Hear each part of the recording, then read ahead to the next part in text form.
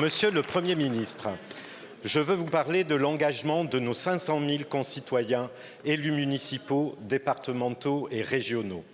Loin d'être des professionnels de la politique, ils continuent le plus souvent à exercer leur métier, tâche de passer du temps avec leurs proches, tout en consacrant une bonne partie de leur journée à leur mandat. 32 heures par semaine en moyenne pour les maires. La passion qui les anime ne doit pourtant pas masquer les difficultés qu'ils rencontrent et qui constituent autant de freins à l'engagement de tous nos concitoyens.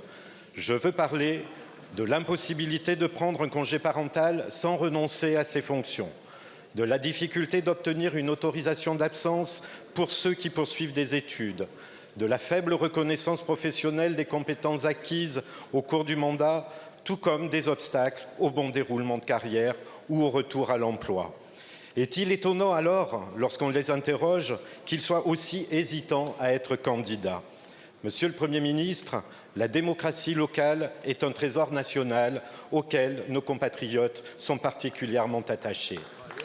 Mais si nous ne soutenons pas les Françaises et les Français qui s'investissent, alors nous courons un grave danger, celui d'une démocratie qui ne soit plus à l'image de celles et ceux qu'elle représente. Les élections municipales se tiendront dans moins d'1 an.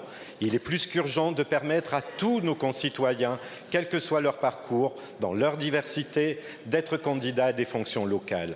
Aussi, ma question est simple.